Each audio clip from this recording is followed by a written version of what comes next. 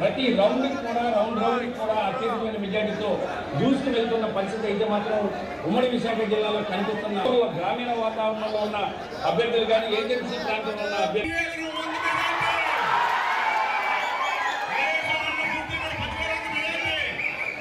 4వ రౌండ్ 3